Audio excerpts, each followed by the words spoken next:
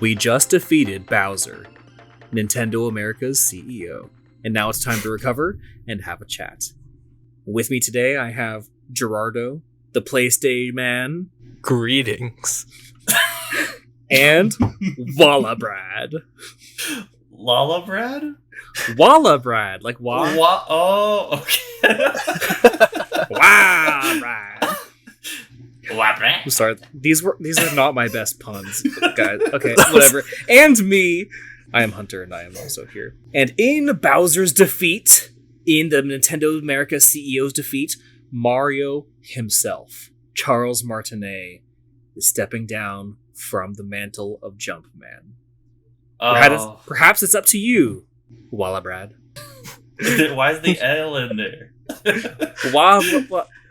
I don't know. Wabrad, okay? Wabrad, is Wabrad better? Wariad? Wariad? No, it would have to be Wabrad. Rad. Wabrad. It would have to be Wabrad. Warad. I'll be the villain. It's Wad. Hello, everyone. Wad. Rad. Dedicated wham. I don't think my name works very well as a WoW version. Well, hello everyone. Yes, it's a very sad day. Well, I can't say sad. I have to say maybe melancholy. I can't say sad because it's been a wonderful 25 or so years of Charles Martinet's Mario, and he's like in his 70s. In fact, I think a lot of the classic Nintendo developers and people that have been around all of our life are really up there in age. So it's not just him. He's 67, and he was born in September. He's about to be 68. Yeah, and he's going into his 70s. Miyamoto's in his 70s too, and I think a lot of our Nintendo dream makers are up there in age. Mm-hmm. The voice that we've grown so used to being Mario. Yeah, Mario 64, which is Martinet's first appearance. Well, I can't say that. He's not his first appearance, but it is his first game as Mario's voice. Mm-hmm. That was pretty much my earliest memories. So I've been surrounded by his voice ever since I could maintain consciousness. So it's going to be interesting going forward to hear other voice actors pick up the role, which, I mean, we've had the Mario movie. That wasn't, a total blowout. Actually, no. So yeah, I was pleasantly surprised. Even in Chris Pratt's more Mario-esque accent was still fine. But the latest voice actor, and I say that now, is because we do have another voice actor.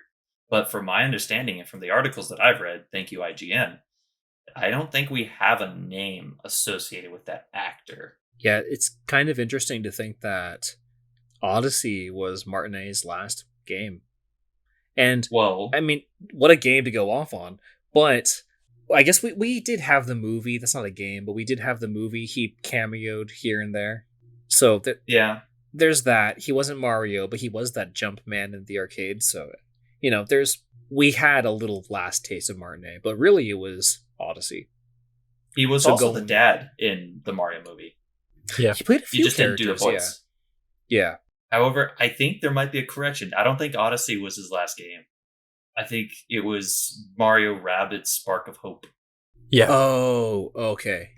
Well, so that's an interesting one to leave it all. Not even developed by Nintendo. Yeah. Okay. Well, no. That's fair. I'm personally trying to forget that Ubisoft is a company that exists, and as far as Assassin's Creed is concerned, they're just games that appear. But I hear that Sparks of Hope. I hear that the Mario plus Rabbids games are actually pretty cool. So the first one was pretty good. I played that one, but it didn't keep me around for another one.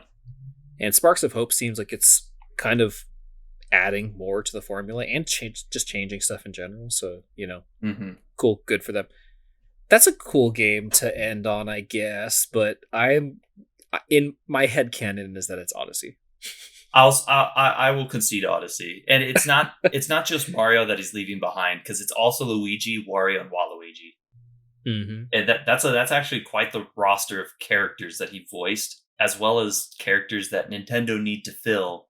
From what I understand, Mario and Luigi are going to be separate actors, but I'm not sure what the path is for Wario or Waluigi. I think that what the way that the Muppets handled things after Jim Henson's passing away was pretty good. I think that they found separate actors to handle each of the different characters in a way that was accurate to the characters, rather than finding another gem like Jim Henson. And same thing with whenever Seth MacFarlane decides to retire or whatever, there are these characters that do a really good job of being able to handle several different kinds of voices all in their own throat.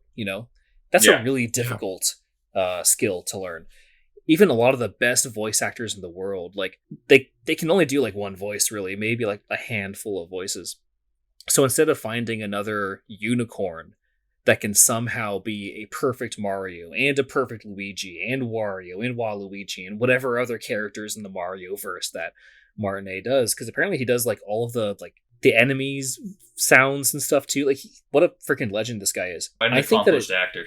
It makes sense to maybe start branching out a little bit. Yeah. And finding a good Mario and a good Luigi, etc. Yeah. At least that's my take. And no, you're not wrong. It's hard to find a diamond in the rough. And his story is actually quite fun. There was an interview that he had not too many years ago, actually talking about going to an interview for Mario, and he doesn't play video games, but he was able to do a Mario and eventually a Luigi on the spot at a trade show. So he was showcasing his voice at a 3D model of Mario, showcasing the N64, but on the spot, because it was real time, the audience that was looking at Mario and talking to Mario, because he was behind the scenes, asked for Luigi, and he created the Luigi voice on the fly. Wow, what an amazing improv guy. Yeah, so he improv'd all the characters. That's awesome. It's a very, very fun history, a fun guy. It's hard to find a diamond in the rough, and it's hard to find one that perfectly suits existing characters too, like Mario and stuff. Like, just finding, like they could hire Seth MacFarlane. He's a diamond in the rough, but I don't think that he would be a good Mario and stuff.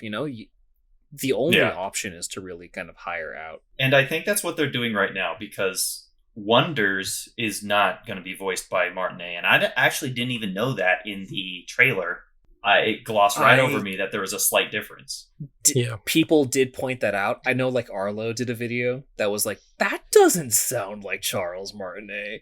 And then I think everyone just kept talking about how there's no way that's Charles Martinet because it doesn't sound like him, to where Nintendo had to come out with these statements. Yeah. So, well, I think he did a good enough job to run it through me. Most people didn't notice.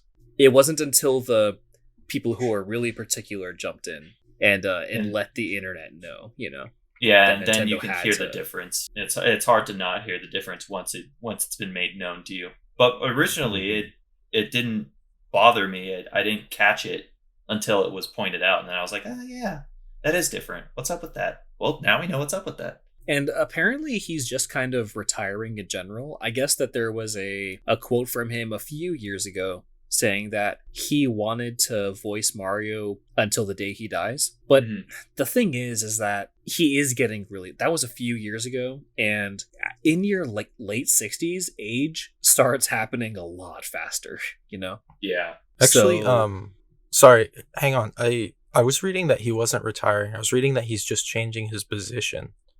That his official position now is like a Nintendo ambassador.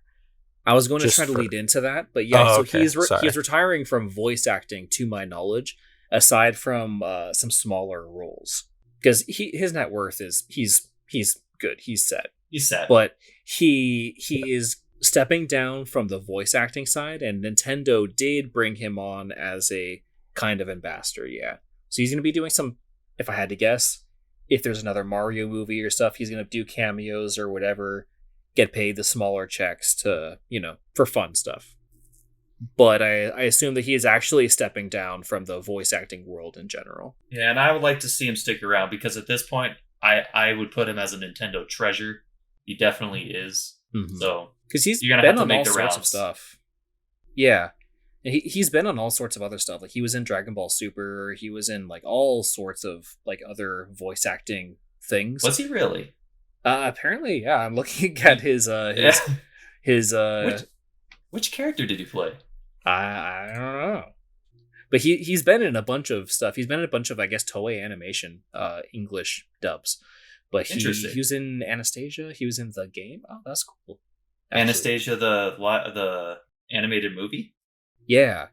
He was in a few of the Herbie movies, I guess. So he's been around, he's just retiring from voice acting in general. Mm-hmm.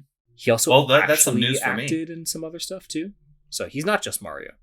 He's just retiring. And I think that's a fine age to retire. No, that's perfectly fine. But yeah, he is sticking around as the Mario guy, even if he's not doing the voice. We don't know who's doing the voice. They're not going to tell us until after Wonders comes out. Or at least the article I read, Nintendo stated, watch for the credits of Mario Wonder, and then you'll get your next Mario, or you'll get the Mario who... I don't know if it's going to be the next Mario, or if it's just the Mario for that game. So when speedrunners beat the game 45 minutes after it comes out, then we'll know. Then we'll know exactly who it is. Yeah. If 45 minutes sounds like a slow run for a Mario game. Yeah, I wonder if we could potentially ever see the return of Mario's like deep Brooklyn accent at some point. I guess you kind of got it with Chris Pratt. It's not that deep, but they tried to do a Brooklyn accent. What if it's Chris Pratt? What if it is? To be honest, I wouldn't like that. I don't want that. I don't think Chris Pratt would want that. To be honest, something like that is one of the things that I'm worried about with them replacing all of the voice actors, like giving each character their own new voice actor. I'm worried that they're just going to go with a lot of main staple voice actors in the industry, and then the voices they might feel a little less unique. Like, whenever Nolan North voices a character, I can always tell it's him, even if he's doing like a different voice. Because some of his like vocal mannerisms are always the same. For example. It seems like, I don't know about Nintendo in particular, but it seems like there's an effort to try to get video game voice actors to stay in voice acting roles rather than just having A-list celebrities doing it.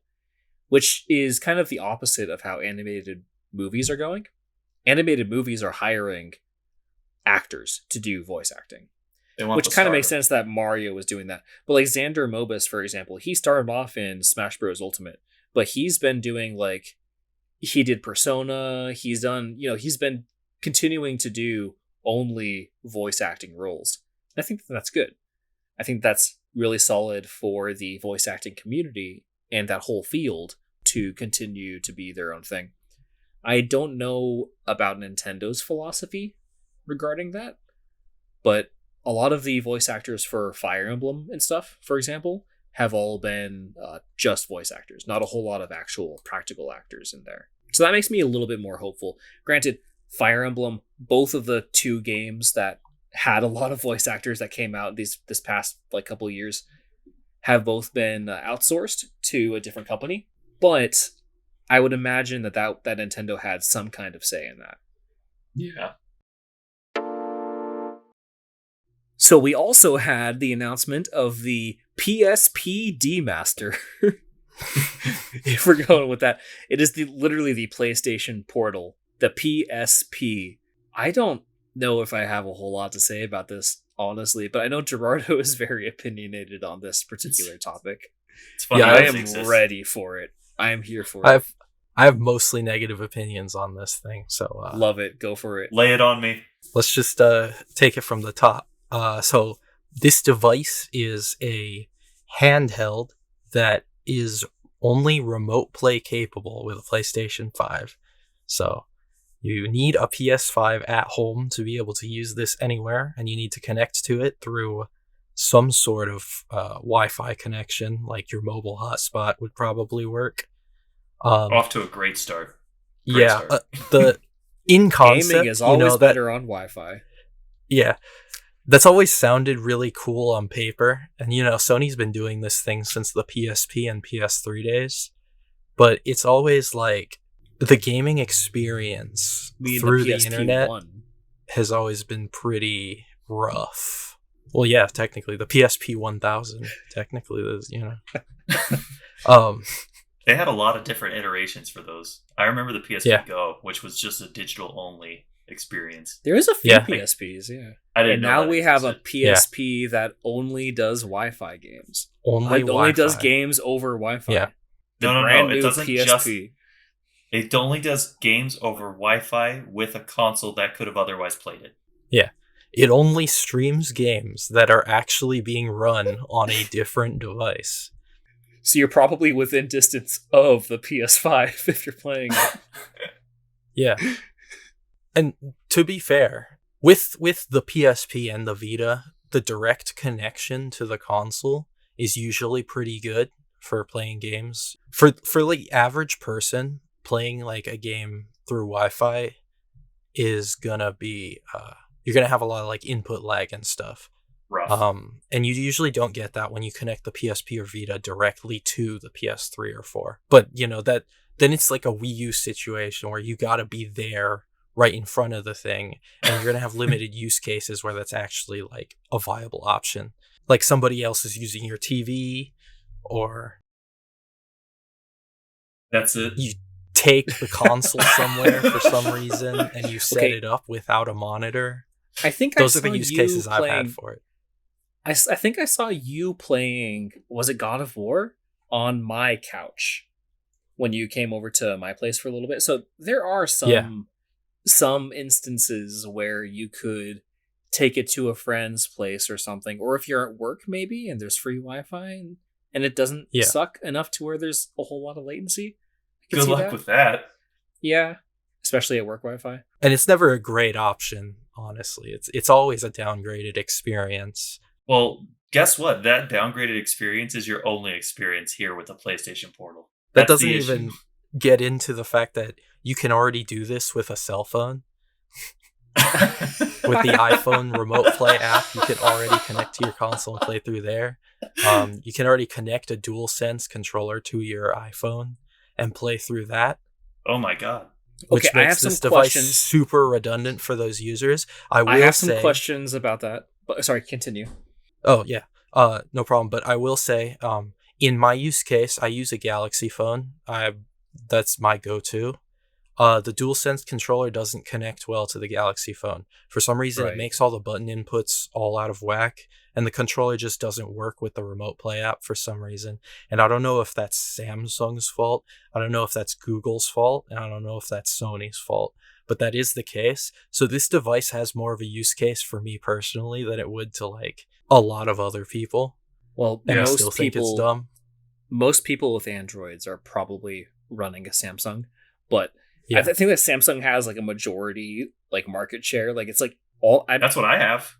Yeah, almost all Android users have a Galaxy. So if you connect a DualSense to your phone and you're able to play God of War or something somehow with your controller, even though it's super difficult, do you still get the benefits of that controller? Like, do you get the adaptive triggers and stuff over Wi-Fi? Do you get that all works? Does the microphone work and everything? Yes, I believe so. Okay. Then this really doesn't matter. Because unless you I can see the appeal of it being one system rather than, man, I don't know. It's easier to you have your phone on you. It's easier to just have your controller. Yeah, maybe if you don't want to waste your phone's battery doing it, like you're in that kind of a situation where you want to make sure that you have a separate device that you can run through the battery no problem on, even though you're still probably using the hotspot on your phone. In my case, I can't connect a DualSense to my phone, so I get the DualSense features in this device when I normally would not be able to do that with my phone. Okay, well, $200 is a big premium for being able to do that. Very steep. Which still a lot. Actually, I want to talk about that price because that's a lot for what this system is, but it is cheaper than a Switch. I think $200 on top of a $500 PS5. Yeah, it's not $200. You have to have the PS5 too. It's cheaper than a Switch, but it's not cheaper than a Switch Lite. And it's not cheaper than a PS5, which is the actual console. This isn't the console. Yeah, I was going to say, I would argue that it's cheaper than the Switch. It's because it's not. I'm trying to make it work. Actually, since you require the PS5 in order to use this device at all, is it actually cheaper than a Switch? No, that's what, to Brad's point, it's not. Okay, it's a $700 device. Yeah, $700. If you get the digital PS5, it's at least $600 total. That's very steep. It does have God of War. Does? It does. Yes, it does. Are we talking about the device that it plays does. I thought you meant the Portal had God of War. I'm like, no, but it does, because the PS5 does. But to Gerardo's point, it doesn't. Well, and that's the stupid thing, because the leaks that we've seen for this device have shown, that's suggested, we don't know any of this for sure until it comes out, that it's running some form of Android. And that kind of makes sense. Yeah. Theoretically, I wouldn't be surprised if people are able to mod this device to actually run games natively on it, or like not natively, but emulate on it. Yes. Low-end games. Like a PS1 game. And that's something that Sony's done before. Sony released a phone like 10 or so years ago that you could buy and download PS1 games to it and play them. Mm-hmm. So I thought that the selling point to this, and I was waiting for the punchline, but it never came, was that that you could stream games from like servers from Sony for like a subscription. That to me makes sense. That would make sense. Then I would understand the appeal. Like, if you have a PlayStation, great, you can play your games. But if you don't, that's okay. Get this subscription and you can still play the games. That would really make sense, because within the past year, Sony revamped the entire PlayStation Plus experience they connected it with PlayStation Now so that you could stream games to it, to your console. But in this case, Sony already said you're not able to play the PS Plus premium games, like the streaming games on this device, even through the PS5. I read in the blog post that they made, they stated that specifically, that it doesn't let you do that. So you can only play games that you've downloaded on your PS5. I'm scrolling through the blog post now. This would it would have been a really good way for Sony to promote their PS Plus premium service if they'd made this thing capable of doing that. And who knows, maybe they can patch it in later. So in theory, you could stream games to your PS5 with all of that latency and then to your handheld? Oh no. With all that latency? There's no direct? No, that's what I just said like a couple minutes ago. Sony, in the blog post, they say specifically that you can't do that. Nor would you want to. Maybe I misunderstood. Maybe I misunderstood. So PS5 remote play games, because there are some games that the PS5 does stream, right? It's not running natively. So you can't play those games on the Portal? No. I misunderstood that. That is dumb. What? Yeah, one specific case for that. Citations are right here. It'll be in the show notes for anyone else who wants to verify this stuff. Yeah, it only remotely connects directly to the PS5. It's a great value proposition, guys. To that point, also PSVR 2 games are not supported. Yeah, so but that PSVR 2 game that kind of makes sense. They require the headset. And games streamed through PS Plus Premium's cloud streaming are not supported. I also want to add, this came out at the worst time possible.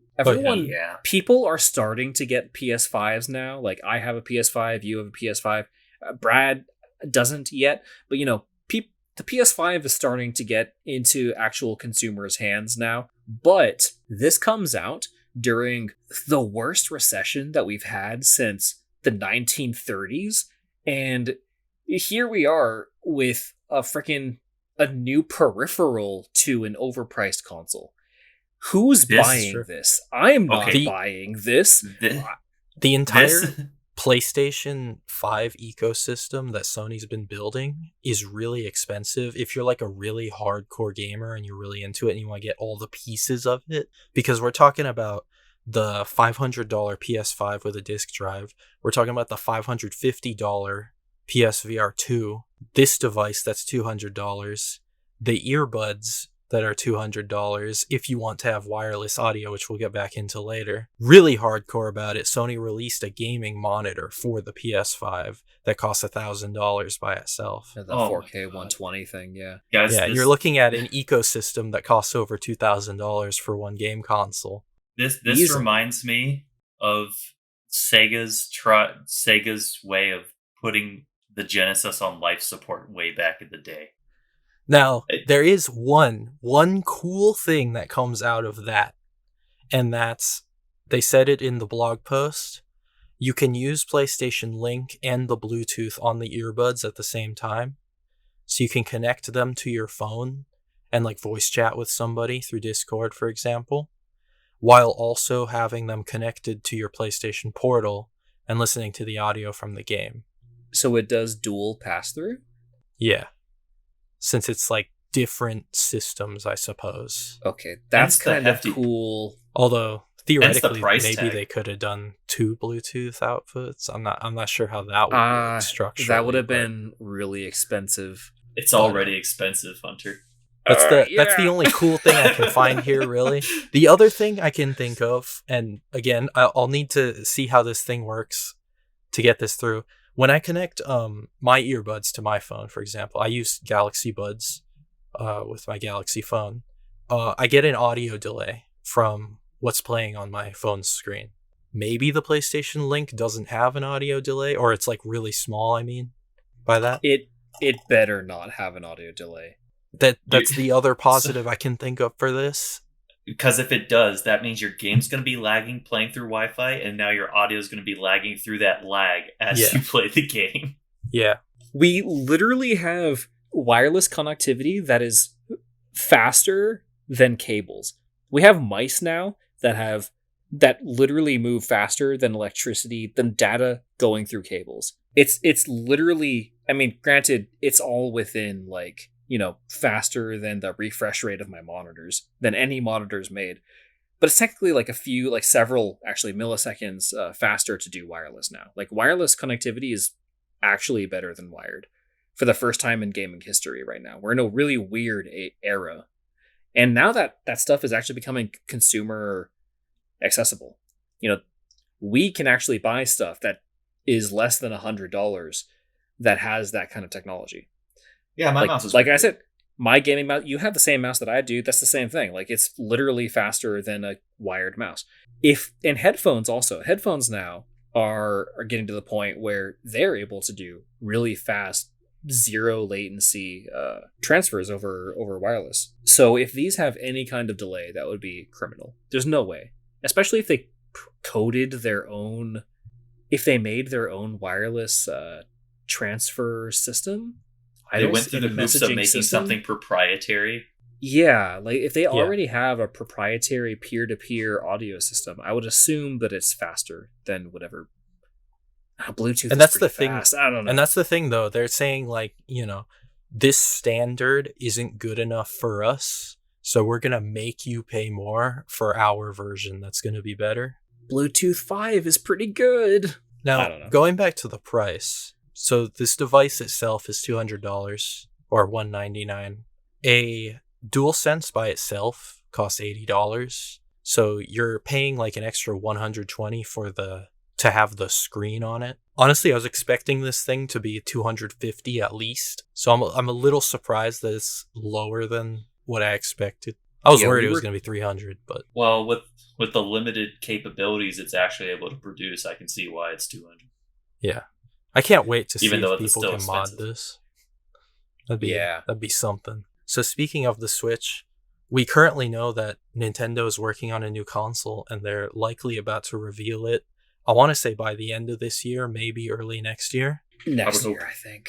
Just think about how stupid the PlayStation Portal is going to look if Nintendo's new system is even just a decent device. Especially since, by all accounts, it seems to be pretty similar to the Switch setup. And so you have the Portal. You could take your Portal with you and play your games on the go. Or you could get the Switch 2 or whatever it is and get a better experience. Yep. Doesn't have God of War, though. Even comparing it to the PSP and the Vita, the PSP Go had a dock that you could buy for it, so that it would functionally be the Switch. And this device can't do that. I remember that, yeah. This is the remote play ecosystem is like a more jank version of what the Switch does really well. With the Vita, they tried to turn it into two separate devices, so that you have to buy the handheld Vita and the PlayStation Vita TV. And that was just less efficient. The Vita TV is kind of sucks in comparison to the handheld because it can play less games. So it's almost like there's this slow evolution where Sony's handhelds are getting less practical. The Vita, I love the Vita, but that specific aspect of it is less practical than what the PSP was able to do. And to put a beautiful kind of pin on that, I think that it's really weird how Nintendo has gotten... It's kind of weird how, as Nintendo's realized that mobile play or playing on the go is really, really valuable to both younger gamers and older gamers, starting with like the Game Boy and going to the Game Boy Advance. And the Game Boy was super freaking successful and spawned the Game Boy Advance. DS did really well. 3DS struggled at first, but it was basically a DS family system. Did really well towards the end of its lifespan. And now we have the Switch. That is their main console. Their home console is on the go still. You know, like Nintendo has only upgraded and only become more successful because of it. Yeah, Nintendo's always been the king of handhelds. Yeah, and how has Sony kind of done the opposite? How have they failed every step of the way? PSP, great. Not a lot of people that I know had one. You know, it wasn't the DS or whatever, you know. But some people had a PSP. Yeah, the PSP was actually a pretty good rival for what the DS was. Yeah, the DS won out, but I think it was a pretty competent system in its own right and what it was trying to do. Yeah, the PSP is the only non-Nintendo handheld that I would say has ever been successspecial sales-wise. 100%. That's probably a good that's definitely correct. And there have been plenty. If you look into like especially like during the 90s, if you look at the obscure stuff, somehow Sony just can't seem to replicate that for some reason. So the current gaming market, with the Nintendo system being a hybrid and Sony choosing to do this device, this streaming only device, the rest are just handheld PCs that are trying to replicate the Switch's form factor. It doesn't give me much hope that Sony will ever do another dedicated handheld because of how oversaturated the handheld market is, with Nintendo almost monopolizing the handheld market and the rest of the market being the Steam Deck and niche handheld PCs. I wouldn't be surprised if Sony's looking at this and thinking like they made this device because they wanted to invest as little as they could into a handheld device. And I would imagine that this is pretty cheap to develop for them compared to like a dedicated, like a device that actually has some power behind power to it. Yeah. Because if you look at the form factor of this thing is literally a DualSense controller cut in half with a screen put in. It's not even pocketable. Yeah. Look at something that really stands out to me about this device's design is the thumbsticks. Because they're right next to the screen itself and they stick out like a solid, like it looks like a full inch above the screen. It's almost like a straight line straight up from the screen. It just looks cobbled together to me. So just to end things off here, overall, of the three of us, I'm the most likely kind of person to get this type of device because I would actually have a use case for it. Like I can think of a use case for it, you know. And I play games at work sometimes. That's something that I'm able Sony to fanboy. do. No, I'm a game console enthusiast. No, that's the wrong way to put it. I like to use the features that my game consoles are capable of when I'm able to. I like exploring the functionalities that are put in, the gimmicks. And this is a gimmick that the PS5 is capable of doing. And this is something that I already do, you know. I bring my Vita to work and I remote play my PS4 with it sometimes. That's kind of what I'm saying, though. Okay, well, no, but you're saying I do that because I'm a Sony fanboy. No, it is cool part of technology. So yeah. I do it because I like exploring what the technology is capable of, right? So I actually have a use case for this because I would bring this if I had this with me. I would bring this to work if I was like currently playing a PS5 game, like in general, like if I had just gotten a new game for the PS5 and I wanted to play it, but I had to go to work, then I would bring this with me and I would play it when I can. I believe that you would do that. I'm still, because of the price, the cost of this, I'm iffy on that because as it stands, I can still remote play it with my phone. I just have to use the touch screen for the controls, which is terrible. So, it's for me, the decision depends on how badly I want to use the DualSense controller for remote playing, which is, it's iffy. If I had the disposable income, I'd do it just cause, just to expand my game collection, just to explore these features, the functionalities. But like, I can already, like, I don't even have to ask you guys. I know you guys aren't going to buy this. There's like no chance. No. Especially Brad, because he doesn't have a PS5.